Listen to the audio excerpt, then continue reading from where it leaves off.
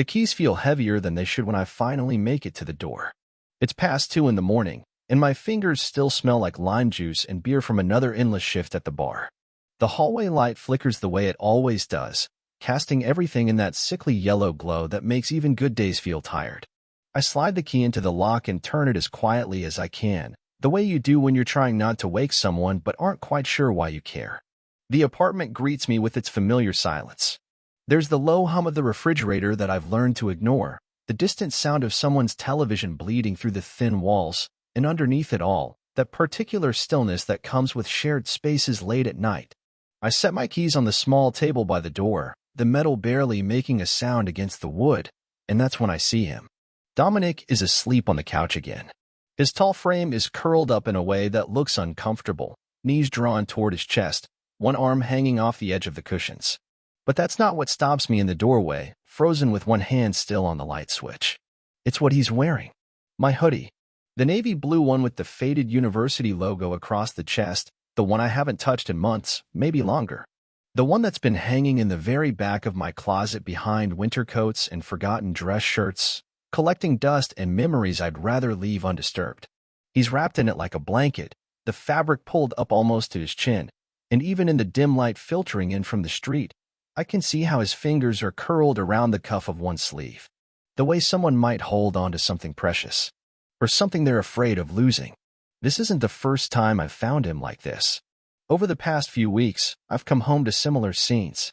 Dominic on the couch, always the couch, never his own bed in the spare room where he's supposed to sleep. Sometimes he's wearing one of my old t-shirts.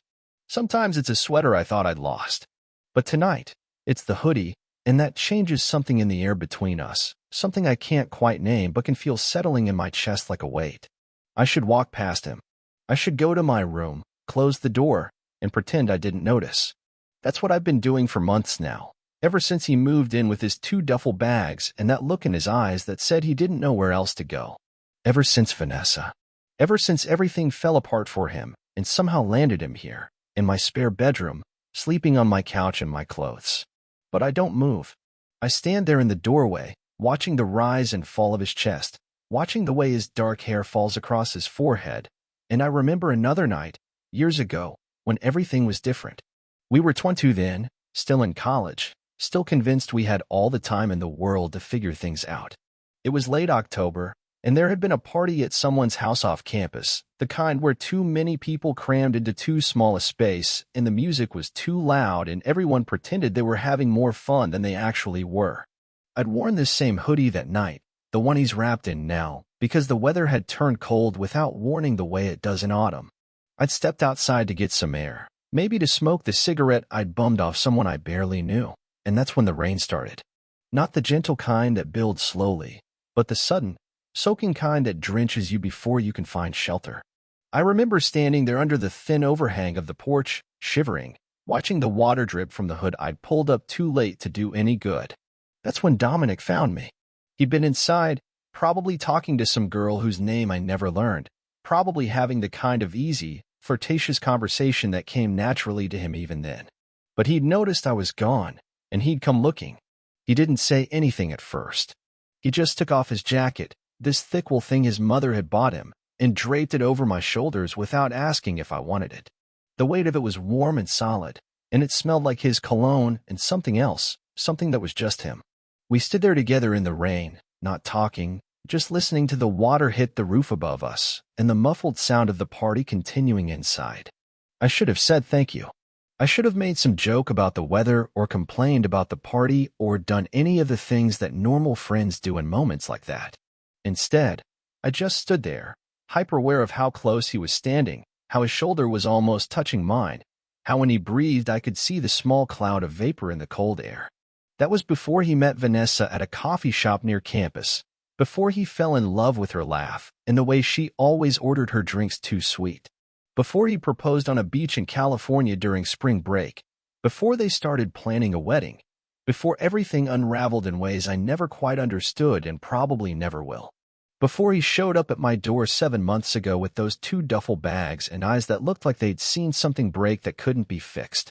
Now he's here, in my apartment that's too small for 2 people but somehow feels even smaller when it's just me. wearing my clothes and sleeping on my couch like he belongs here. Like this is where he's always belonged. He stirs slightly, and for a moment I think he's going to wake up and catch me standing here, watching him in the dark like some kind of creep.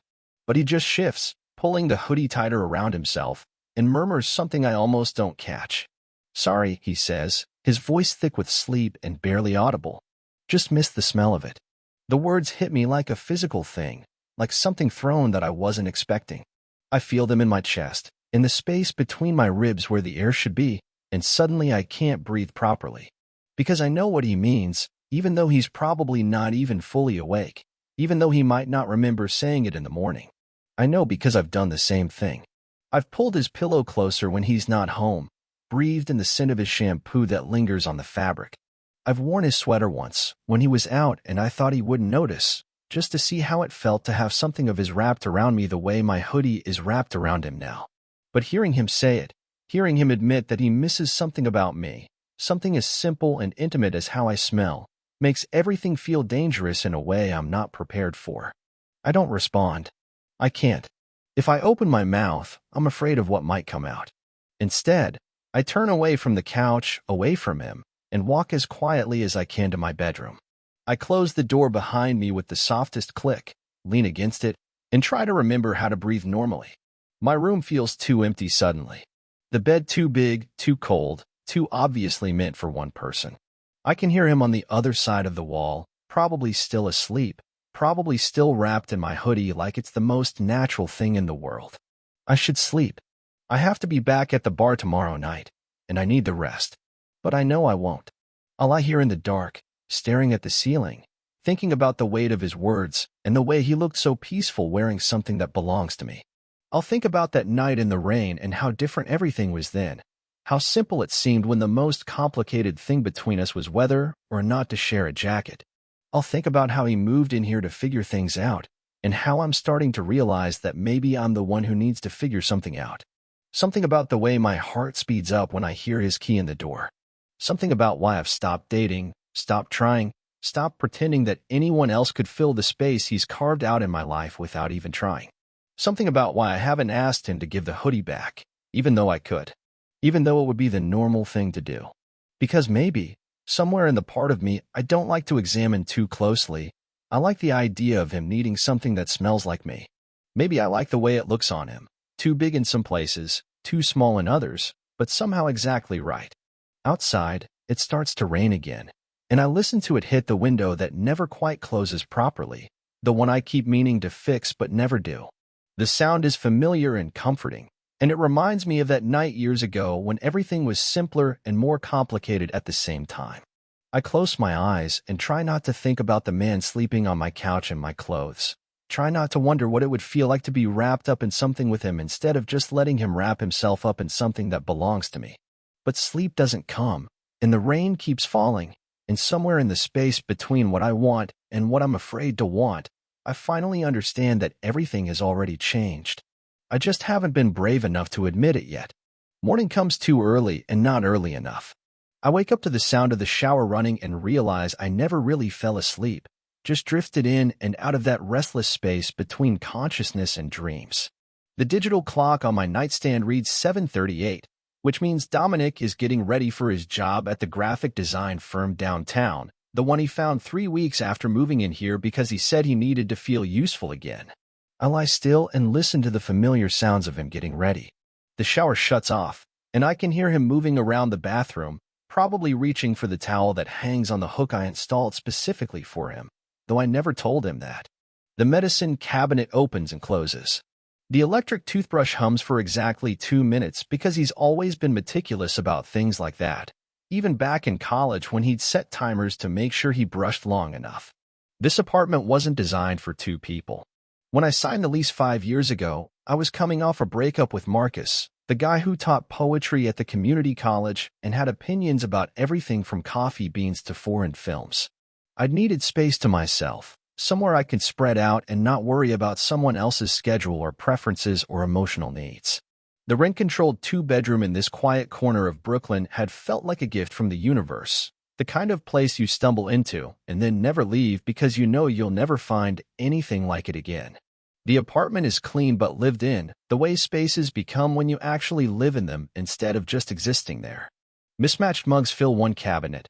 Some I bought myself, others collected from places I've worked or friends who moved away and left things behind.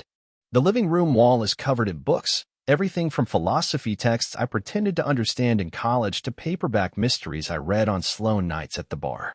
There's a window in the kitchen that won't quite close properly, something about the old building settling unevenly, and every winter I tell myself I'll call the landlord to fix it. I never do. It's the kind of place you end up in when you never plan to stay this long, when 5 years pass without you noticing and suddenly you realize this accidental life has become your actual life. I never expected Dominic to move in. When he showed up that night 7 months ago, rain dripping from his hair and those 2 duffel bags at his feet, it was supposed to be temporary. A few weeks, maybe a month, just until he figured out what came next after Vanessa and the wedding that never happened and whatever it was that broke between them in ways I still don't fully understand. But temporary has a way of becoming permanent when no one talks about it directly, and now there's an extra toothbrush in the bathroom and shoes kicked off by the couch and a second coffee mug in the sink every morning. Now I automatically leave half the fridge empty when I go grocery shopping, and I buy the expensive orange juice he likes even though I never drink it myself. The bathroom door opens, and I hear his footsteps on the hardwood floor, probably padding toward the kitchen in those ridiculous slippers his sister bought him last Christmas, the ones that look like bears and make him seem younger than his 29 years. I should get up. I should go make coffee and pretend last night never happened, pretend I didn't see him wrapped in my hoodie, pretend I didn't hear him say he missed the smell of it. Instead, I stay in bed and think about how my life has changed in small, almost invisible ways since he moved in. How I've started buying groceries for 2 without really deciding to. How I leave the good parking spot for him when I get home first. How I've learned to recognize the sound of his key in the door, the particular way he closes cabinets, the rhythm of his breathing when he's really asleep versus when he's just pretending to be. My life before Dominic was marked by quiet repetition, a careful rhythm I'd crafted over years of living alone. Coffee from the corner bodega every morning, the same order from Miguel, who knows me well enough now to start making it when he sees me walking up the block. Night shifts at the bar, Wednesday through Saturday, serving overpriced cocktails to people who tip well because they work in finance or tech and want everyone to know it. Sundays with my niece Emma, taking her to the park or the museum or wherever she wants to go because her mom needs a few hours to herself, and I need something in my life that feels uncomplicated. It was a good life, or at least a sustainable one. Predictable in ways that felt safe rather than boring. I had my routines, my space, my carefully maintained distance from anything that might require too much of me emotionally. Then Dominic moved in and slowly, inevitably, invaded everything. Not in dramatic ways. Not in ways I could point to and say, here, this is where everything changed. More like water finding its way into small cracks, expanding slowly until suddenly there are fissures everywhere, and you can't remember what the surface looked like before. Now my Sunday mornings start with him asking if I want coffee, and somehow his coffee is always better than mine even though we use the same beans in the same machine. Now there are 2 sets of keys hanging by the door, and I've started thinking of them as ours instead of mine and his. Now when I come home from work, I notice if his shoes are by the door, and I feel something settle in my chest when they are, something that might be relief or might be something else entirely. The kitchen cabinets open and close, and I can smell coffee brewing, the good kind he buys from the place near his office. I should get up. I should go out there, and we should have one of our careful conversations about the weather or his work or anything except the weight of what's happening between us and the spaces where we don't speak. But I stay in bed a few minutes longer and let myself remember the night everything started to shift, even though I didn't realize it at the time. It was junior year of college, late spring when the air was warm enough to keep the dorm windows open, and you could hear everyone else's music bleeding together into a soundtrack for whatever we thought our lives were becoming. Dominic and I had been roommates for 2 years by then, thrown together by whatever algorithm the housing department used, and somehow making it work in ways that surprised both of us. He was the kind of person who made friends easily, who could walk into any party and find someone to talk to, who got invited to things without trying. I was quieter, more careful, the kind of person who preferred small groups and meaningful conversations to the loud, sprawling social events that seemed to define college life for everyone else. but we worked together. He dragged me to parties I never would have gone to otherwise, and I'd make sure he actually studied for exams instead of charming his way through everything. He taught me how to play guitar badly, and I helped him with his writing assignments because he could talk about ideas for hours but struggled to get them down on paper in ways that made sense. That night, we'd been studying for finals, or pretending to study while actually drinking cheap beer and avoiding the essays we both had due the next week. Our room was small, barely big enough for 2 twin beds and the desks we'd pushed against opposite walls, but it felt comfortable in the way shared spaces do when you've learned to exist in them without constantly bumping into each other. We were sitting on his bed because mine was covered in textbooks and printed articles I kept meaning to read, and we'd been talking about something completely unimportant. Probably arguing about which of our professors was the most pretentious or whether the dining hall pizza was actually edible or just convenient. Then, out of nowhere, he went quiet in a way that felt different from our usual comfortable silences. He was looking at his hands, picking at the label on his beer bottle the way he did when he was thinking about something serious. Finally, he looked up at me and asked, "Have you ever kissed a guy?" The question came out of nowhere, hanging in the air between us like something visible. I remember feeling my face get warm, not because I was embarrassed about the answer, but because of the way he was looking at me when he asked it, like the answer mattered more than it should have. I laughed, not because it was funny, but because I didn't know what else to do. "Of course," I said, trying to make it sound casual, like it was the most obvious thing in the world. "A few times." He nodded, but he didn't laugh. He just kept looking at me with this expression I couldn't read, something between curiosity and something else, something that made the small space between us on his narrow bed feel suddenly charged with possibilities I wasn't ready to name. "What about you?" I asked, because it seemed like the natural follow-up question, but also because I genuinely wanted to know. Had always wanted to know if I was being honest with myself. He was quiet for a long time, long enough that I started to think he wasn't going to answer. Then he shook his head, just barely, and said, "No, but I think about it sometimes." I should have asked what he meant by that. I should have been brave enough to ask the questions that were suddenly racing through my mind. Instead, I just nodded and took another sip of my beer and said something like, "Well, there's no rush," which was probably the safest and most useless response I could have given. We went back to not studying after that, but something had shifted in the room, some invisible line that had been crossed or at least acknowledged. I was hyper-aware of how close we were sitting, how our knees were almost touching, how when he reached for his beer our hands almost brushed. Nothing happened that night. We finished our beers and eventually I went back to my own bed and we both pretended to sleep, but I spent hours staring at the ceiling and wondering what he meant when he said he thought about it sometimes. Whether he thought about it in general or if he thought about it specifically. Whether he thought about it with me. I never asked, and he never brought it up again. A few months later, he met Vanessa at that coffee shop near campus, and suddenly he was spending less time in our room and more time with her. In whatever moment we might have had passed into the category of things that almost happened but didn't. Now, years later, that question lingers in our shared space like smoke you can't quite clear from the air. It's in the way he looks at me sometimes when he thinks I'm not paying attention. It's in the careful distance we maintain when we're in the same room, the way we've both learned to navigate around each other without touching, even accidentally. It's in the fact that he's been sleeping in my clothes and I haven't said anything about it. The coffee smell is getting stronger, and I can hear him moving around the kitchen, probably making breakfast he'll offer to share even though I almost never eat in the mornings.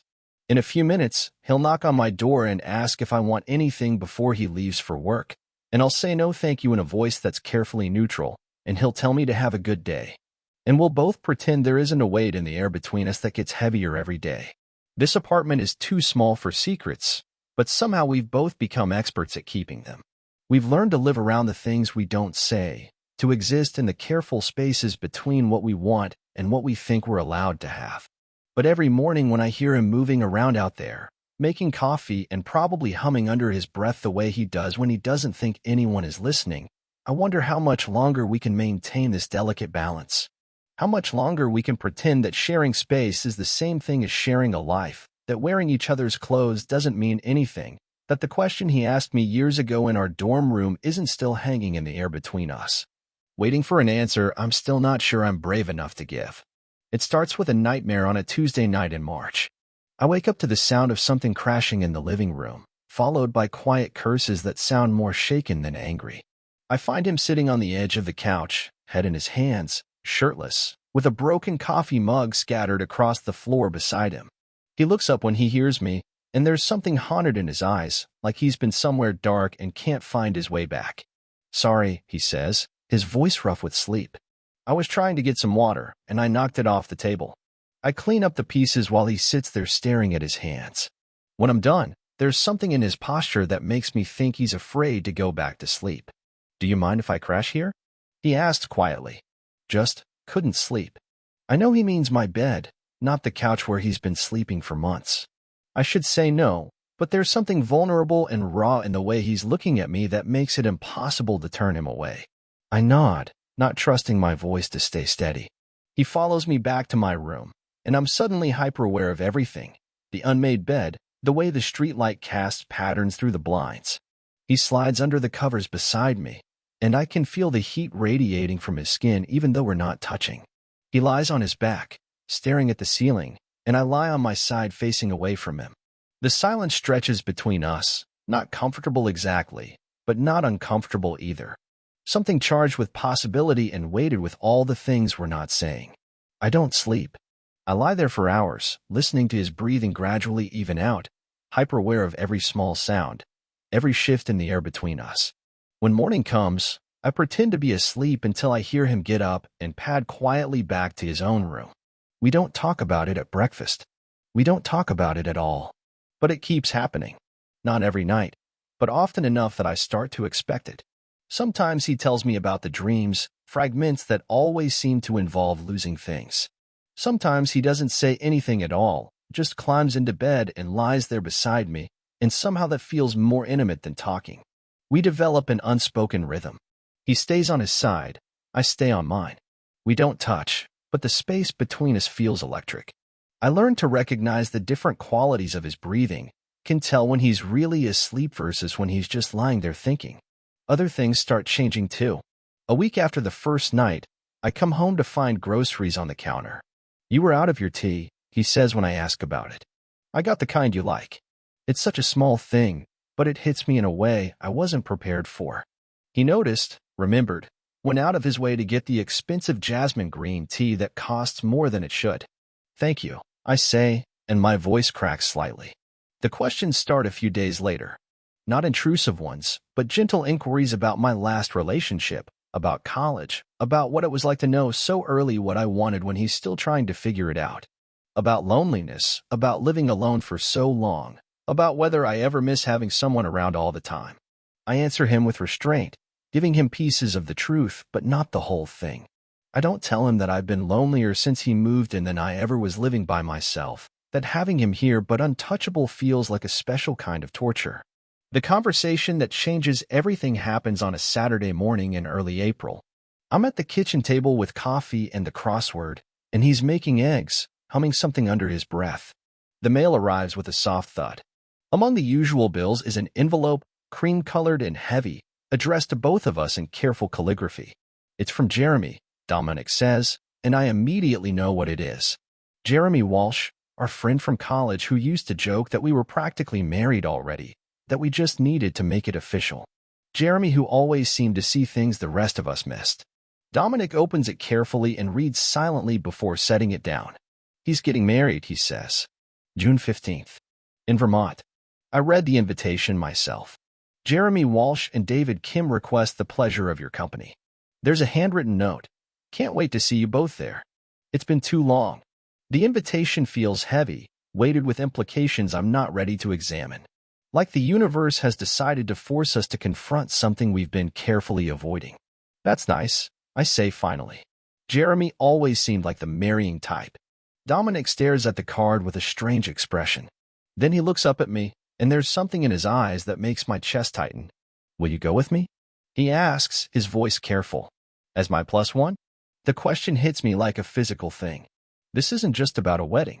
This is about Jeremy's knowing looks and old jokes about us. This is about slow dancing and hotel rooms and all the things that come with being someone's plus one when the line between friendship and something else has already started to blur. Of course, I hear myself say, steadier than I expected. I'd be happy to go with you. Something shifts in his expression, relief mixed with something that looks like anticipation. He smiles, the first real smile I've seen from him in weeks. Good, he says, and reaches across the table to touch my hand briefly before pulling away. It'll be good to see everyone again. But I'm barely listening because I'm still feeling where his fingers touched mine, still processing what just happened.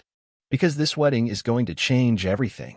Walking into that reception as his plus one is going to require us to answer questions we've been avoiding, to define something we've been keeping deliberately undefined. The invitation sits on the table between us like a small bomb that's already gone off, the explosion so quiet we almost didn't notice it happening. But I felt it. And from the way Dominic keeps glancing at me, I think he felt it too. The weeks leading up to Jeremy's wedding pass in a strange, heightened state where everything feels more significant than it should. Every casual touch when we pass each other in the narrow hallway is wait now. Every glance across the breakfast table holds meaning that neither of us acknowledges but both of us feel. The bed sharing becomes routine without us ever discussing it. What started as occasional comfort after bad dreams gradually shifts into something else entirely. Now he appears in my doorway most nights, sometimes just because he says he sleeps better here. We develop an unspoken protocol.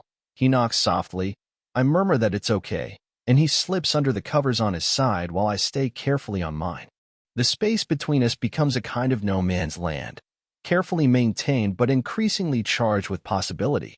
Sometimes I wake up in the middle of the night and find that we've moved closer in our sleep, not touching but near enough that I can feel the warmth radiating from his skin. One morning I wake up before him and realize that sometime during the night, his hand has come to rest just inches from mine on the sheets between us. I lie there watching the way the morning light catches on his knuckles, resisting the urge to close that small distance. We don't talk about it. We don't talk about any of it. The drive to Vermont is beautiful and tense. We listen to music and make small talk about Jeremy and David, but underneath the casual conversation, there's an electric current of anticipation that has everything to do with what it means that we're going to this together.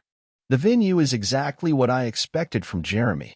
Elegant but unpretentious, a historic and surrounded by rolling hills. Our room is on the second floor, and when we walk in with our overnight bags, the reality of the situation hits me all at once. There's only one bed. We both stop in the doorway and stare at it for a moment, and I can feel the air in the room shift around this new complication. I can call down to the front desk, I say. See if they have anything else available. Dominic sets his bag down and shakes his head. It's fine, he says. We've been sharing a bed for weeks anyway. But this is different, and we both know it. This is a hotel room, away from our careful routines. This is a bed we'll share intentionally, in a space designed for romance, attending a wedding that celebrates love and commitment and all the things we've been dancing around. The ceremony is beautiful. Jeremy and David exchange vows under an arch of white flowers while I catch myself watching Dominic more than the ceremony, noting the way his jaw tightens during the part about love being patient and kind. The reception is held under strings of lights in the garden. Jeremy introduces us to David's family, and everyone makes the predictable jokes about how long we've been friends. No one asks if we're together, but the assumption hangs in the air. We're here as each other's plus ones. We're sharing a room. We move through the evening with the unconscious coordination of people who've learned to exist in shared space. We drink more than we probably should. By the time the dancing starts, I'm loose-limbed and warm, hyper-aware of every time Dominic's hand brushes mine when he reaches for his glass. I'm standing by the bar when a man approaches me. He's handsome, tall with dark hair and an easy smile. He introduces himself as Connor, says he's David's cousin, asks if I'd like to dance. I glance over at Dominic, who's deep in conversation with Jeremy, and something reckless in the wine-worn part of my brain says yes. Connor is a good dancer, and for a few minutes I let myself enjoy the simple pleasure of moving to music with someone uncomplicated. But even as I laugh at his jokes, I'm aware of Dominic watching from across the dance floor. When I catch his eye over Connor's shoulder, his expression is unreadable but intense, jaw tied in a way I recognize. When the song ends, Connor asks if I want to get some air. I follow him to a quieter part of the garden, and when he leans in to kiss me, I don't stop him. It's a perfectly fine kiss, but all I can think about is how wrong it feels, how much it emphasizes everything that's missing rather than providing anything I actually want. I pull back and make some excuse about needing to get back to my friend. Connor gives me his number, and I smile and nod even though we both know I won't text him. I'm walking back toward the reception when I realize I need a minute to collect myself. I teeter toward a small gazebo and pull out the emergency cigarette I always carry but rarely smoke, my hand shaking slightly as I light it. I've barely taken the first drag when I hear footsteps on the gravel path behind me. "You looked happy out there," Dominic says, and his voice carries a strange quality I can't quite identify. I turn to find him standing a few feet away, hands in his pockets, expression carefully neutral in the way that usually means he's feeling anything but neutral. "He was just being polite," I say, taking another drag to buy myself time. Dominic steps closer, close enough that I can see the way the string lights reflect in his eyes. "I wasn't talking about him," he says quietly. The words hang in the air between us like something visible. I feel them settle in my chest, in the space where all the things we don't say to each other have been accumulating for months. We don't kiss. We don't touch. But something passes between us that's more honest than any conversation we've ever had. When we walk back to the reception together, everything is changed again, shifted into a new configuration that we'll have to learn to navigate. The rest of the evening passes in a blur of congratulations and goodbyes. In our hotel room, we get ready for bed with careful politeness, taking turns in the bathroom, changing into pajamas while the other looks away. When we finally lie down in that big romantic bed, we maintain our usual distance, but it feels different now. More deliberate. More loaded with possibility. Back in Brooklyn, the hoodie reappears.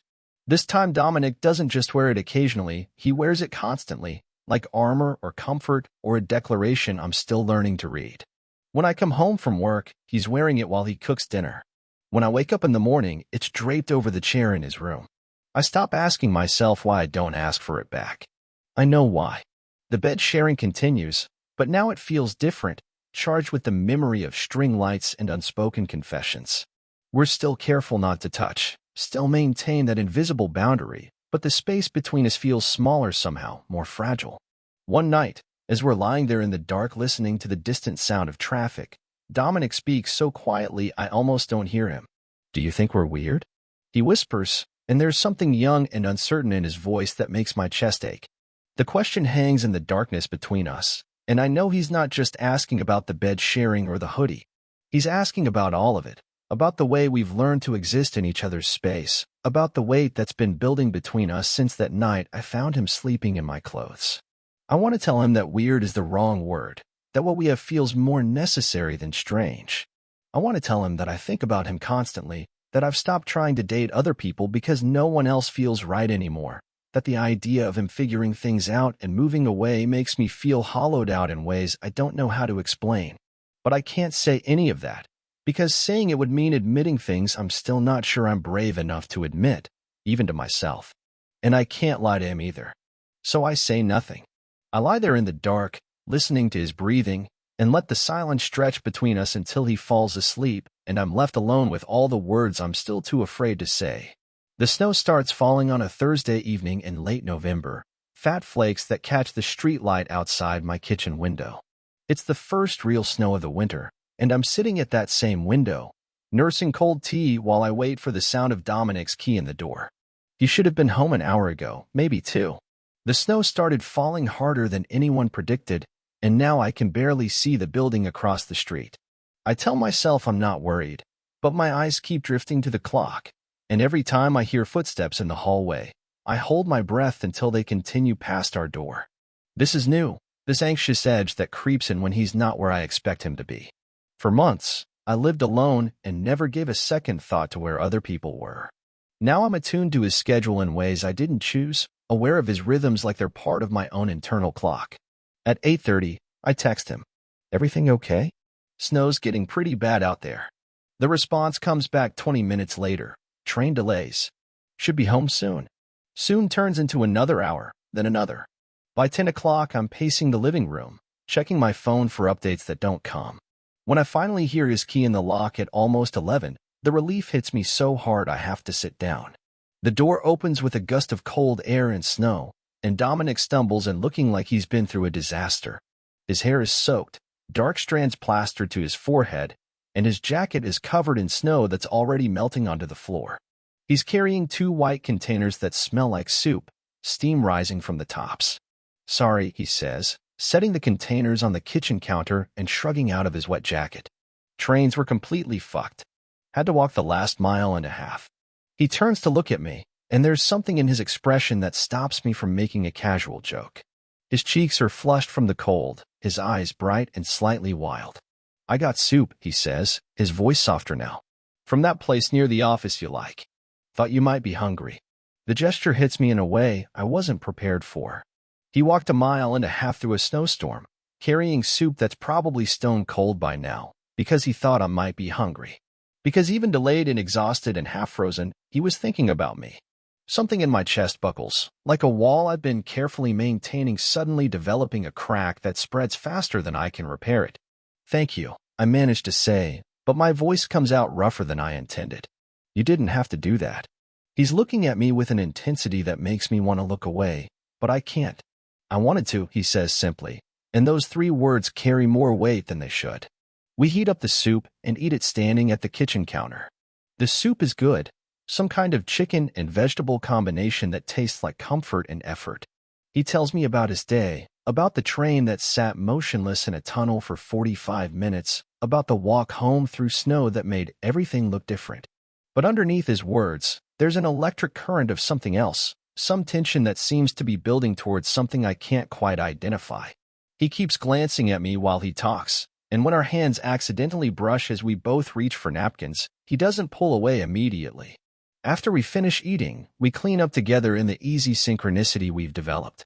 Normal domestic movements that feel anything but normal tonight, charged with an awareness that makes every casual touch feel deliberate.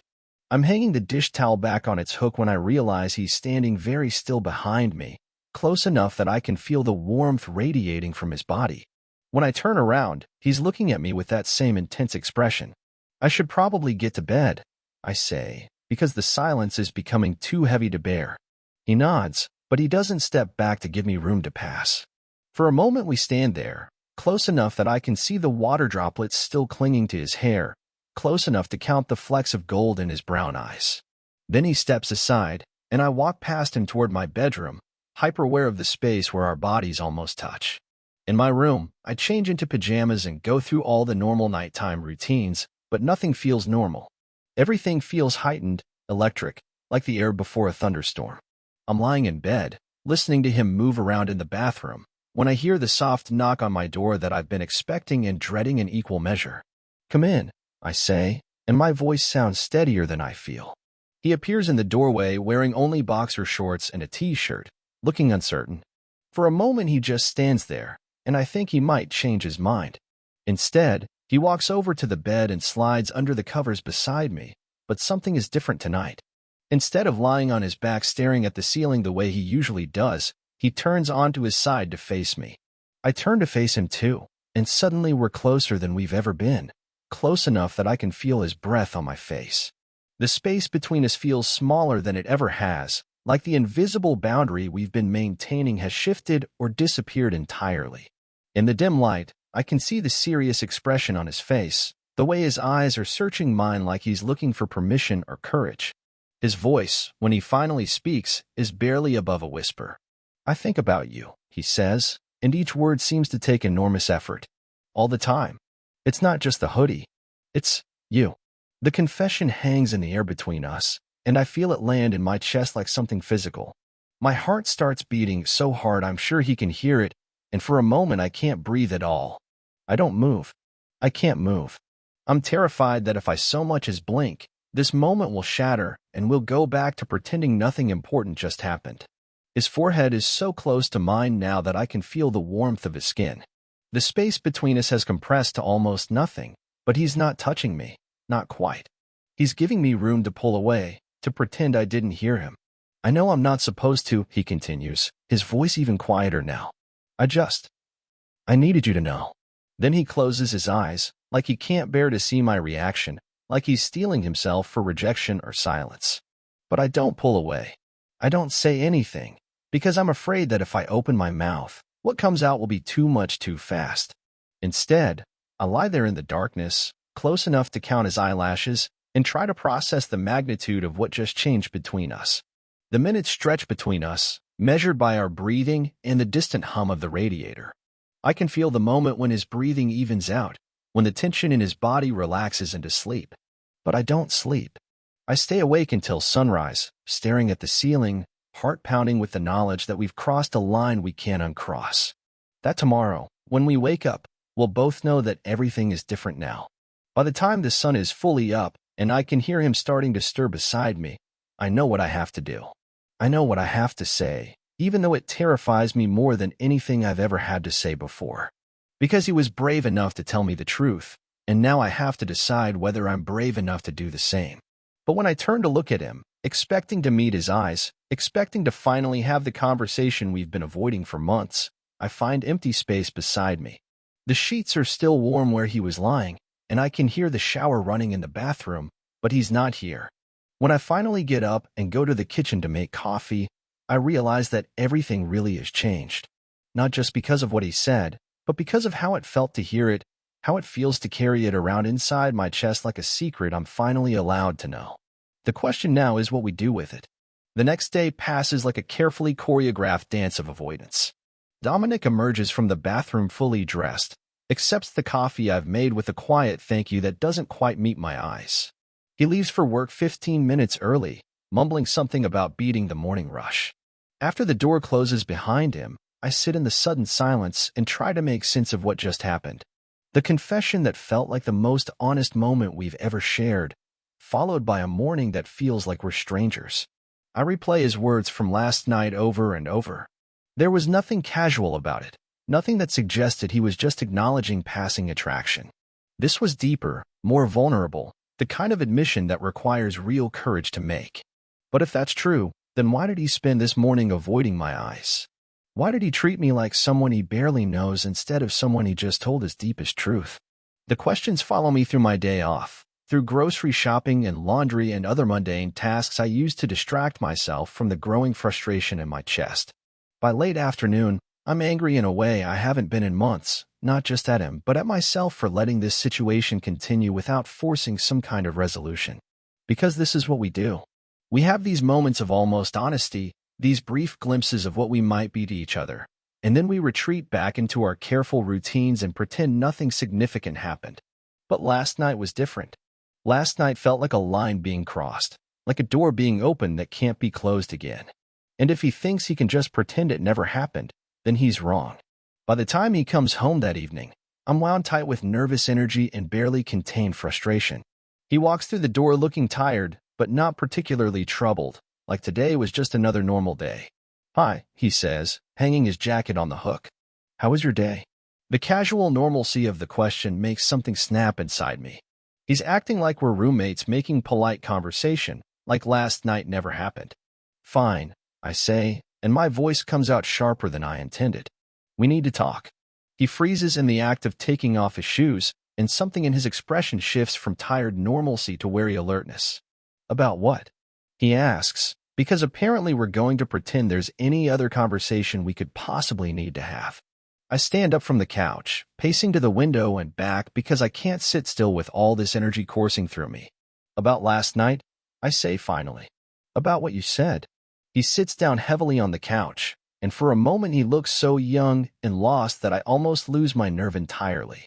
But then I remember this morning, the careful avoidance, the way he couldn't even look at me. "Look," he starts, his voice careful and measured. "I was tired, and it was late, and maybe I said some things that—" "No," I interrupt, and the word comes out louder than I intended. "You don't get to do that. You don't get to come in here and confuse everything. You don't get to say things you can't finish." The silence that follows feels dangerous, charged with months of accumulated tension. He's staring at me with wide eyes, trying to figure out how to respond to an anger he wasn't expecting. "I didn't mean to confuse you," he says quietly, and there's something broken in his voice. "You didn't confuse me," I say, and my voice cracks on the words. "You broke me." The words hang in the air between us, raw and honest and more vulnerable than I intended to be. But they're true, and saying them feels like finally lancing a wound that's been festering for months. He doesn't speak. He just stares at me like I've said something that's rewritten everything he thought he knew about this situation. Then he stands up and takes a step toward me, and then another, until he's close enough that I have to tilt my head back slightly to meet his eyes. He raises his hand slowly, like he's afraid I might bolt, and cups my face between his palms. His hands are warm and slightly trembling, and I can feel the callus on his thumb where it brushes against my cheekbone. For a moment we just stand there like that, his hands framing my face, both of us breathing carefully like the air around us has become something precious and fragile. Then he stops, his whole body going still except for the trembling in his hands. I can see the war happening in his expression, can practically hear him arguing with himself about whether this is a good idea. "I don't know what I am," he whispers, and his voice is so quiet I almost don't hear him. "I just know I want to be near you." I don't think.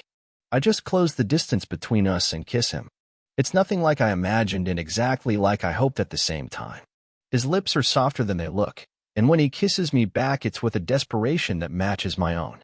His hands slide from my face to the back of my neck, fingers tangling in my hair, and the sound he makes against my mouth is something between relief and hunger.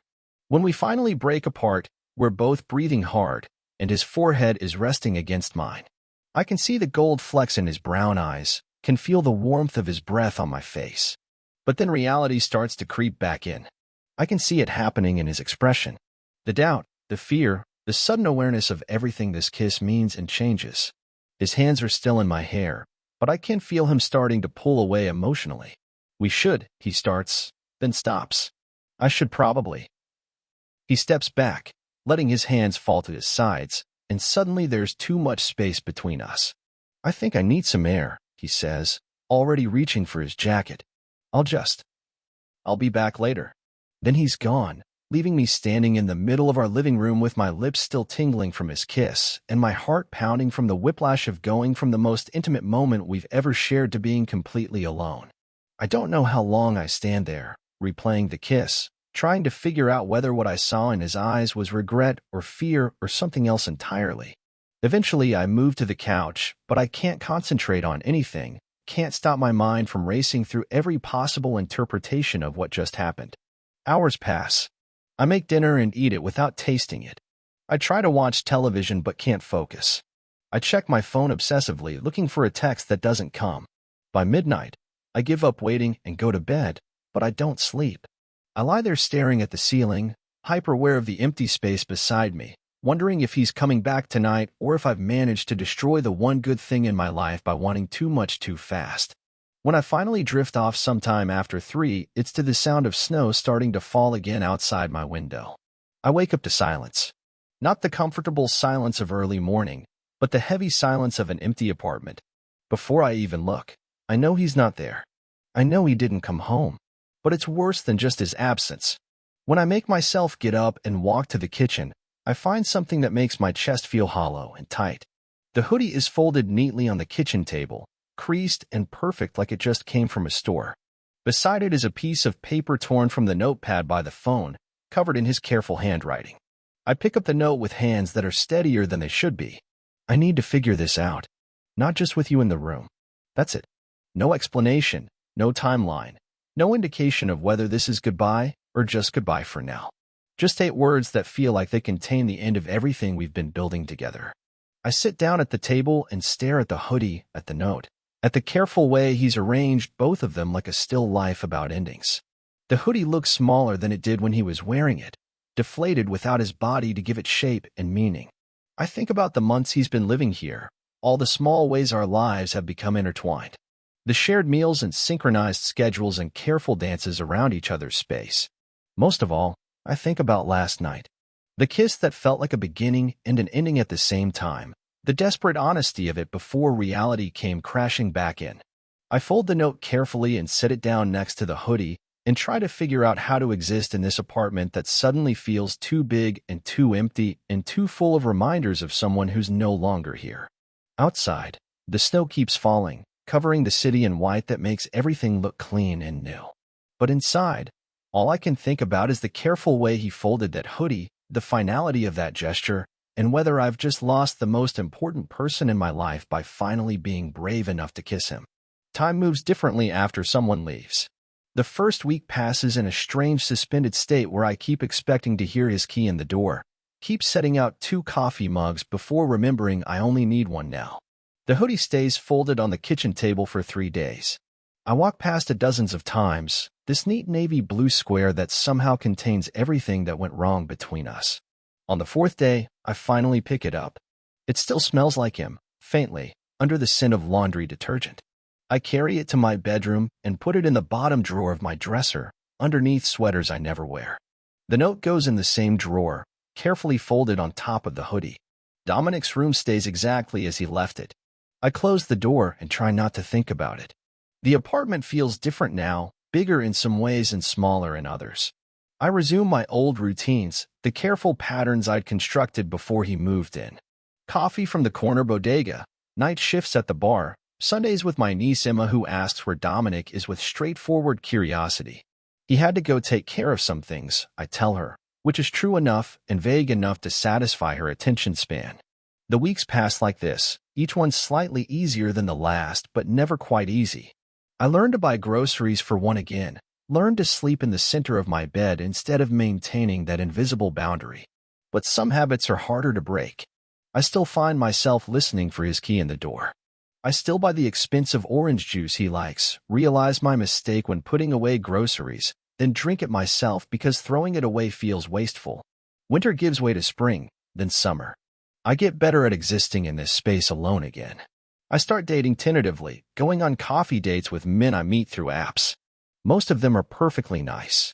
None of them make me want to share my space. Summer turns the city humid and restless.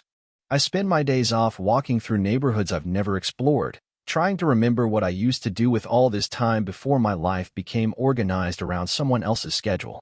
The broken window in my kitchen still won't close properly. I finally call the landlord about it in July, and the repair guy spends 20 minutes adjusting something with a screwdriver. Suddenly, the window closes completely for the first time in years. The silence afterward is different, more complete, like something has been properly sealed that was broken before.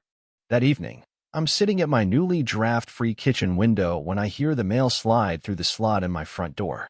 When I go to collect it, there's something different mixed in with the usual bills and catalogs. An envelope with my name written in careful handwriting across cream-colored paper.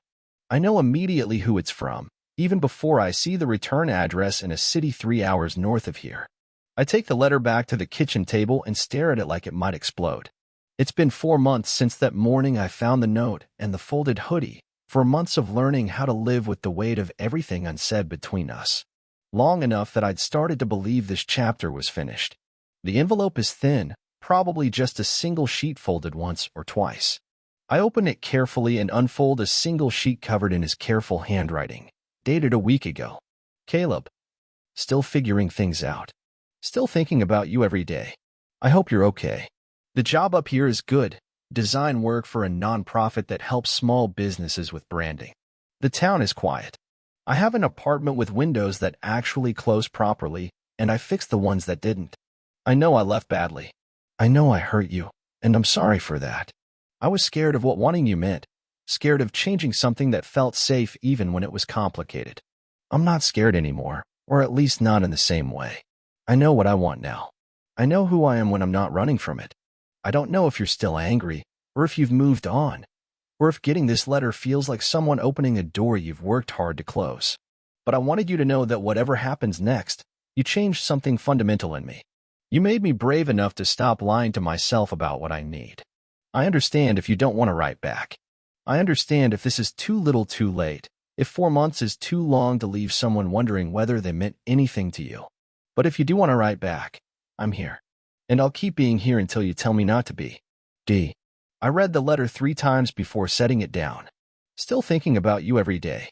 The phrase carries weight that feels both familiar and surprising.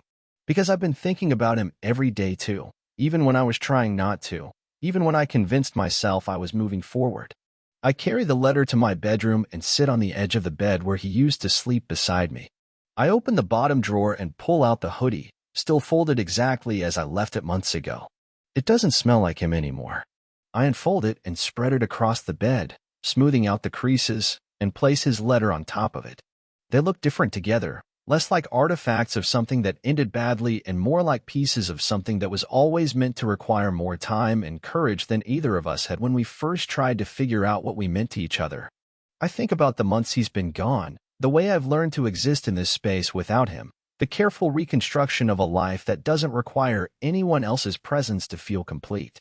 I think about the coffee dates in the fixed window and the gradual return to routines that belong only to me. But I also think about the way his absence has felt different from ordinary loneliness, less like missing someone and more like missing a part of myself I didn't know existed until he showed up and made it visible. I think about all the times I've caught myself listening for his voice, looking for his face in crowds, wondering what he would think about something I've seen or read or experienced. Most of all, I think about the last line of his letter. I'll keep being here until you tell me not to be. It's not a question exactly, but it requires an answer anyway. He's giving me the choice to close this door permanently or to see what's on the other side of 4 months of figuring things out separately. He's offering to keep being patient while I decide whether I'm brave enough to try again, knowing more about myself and what I want than I did the first time. I get up and go to my desk, pull out a sheet of paper and a pen, and sit down to write a response. But the words don't come easily. How do you respond to someone who's just offered you a second chance at something you thought was over? How do you explain that you've spent months learning to live without someone while never quite forgetting why you wanted to live with them in the first place? I start several times, write half sentences that trail off into inadequacy, cross out lines that sound too eager or too cautious or too much like someone pretending to be fine when they're actually holding their breath. Finally, I stop trying to find the perfect words and just write the truth, as simply as I can manage. D. I got your letter. I've read it several times now, and each time it feels like hearing your voice again after months of silence. You're right that you left badly. It hurt, not just because you left, but because you left me wondering whether any of it was real, whether the kiss meant anything or if it was just a mistake you needed to run away from. But I understand why you were scared. I was scared too, am still scared, probably. Wanting someone changes everything. And we were both trying to protect something that felt safe even when it was slowly killing us with its carefulness. I'm glad you're not running anymore. I'm glad you know what you want now. I want things too. I want to know about your apartment with windows that close properly. I want to know about the nonprofit and the quiet town and what you've learned about yourself in the space away from here. I want to know if you still think about me the way I still think about you, not just missing you, but missing who I was when you were here to see it. Mostly, I want to know if we can try again, knowing what we know now about what we're capable of breaking and what we're capable of building. I'm still here too. I'll keep being here. When you're ready. Caleb. I read the letter over once, then fold it carefully and put it in an envelope before I can second-guess myself into paralysis. I write his address in the same careful handwriting he used for mine, and I walk to the mailbox at the corner before I can change my mind about sending it. When I get back to my apartment, I leave the broken window open even though it closes perfectly now. The sound of the city drifts in cars and conversations and the distant hum of other people's lives continuing around me. It doesn't feel like the soundtrack to loneliness anymore. It feels like the sound of possibility, of a world big enough to contain second chances and small enough that letters can travel between hearts that are learning to be brave. I make tea and sit at my kitchen table, looking out at the street where people are walking home from work, from dates, from the 1,000 small errands that make up a life. Somewhere, 3 hours north of here, someone is probably reading a letter that says I'm still here, still waiting, still willing to see what we might build together if we're both brave enough to try again. The hoodie is still spread across my bed, no longer a reminder of everything that went wrong, but a placeholder for everything that might still go right.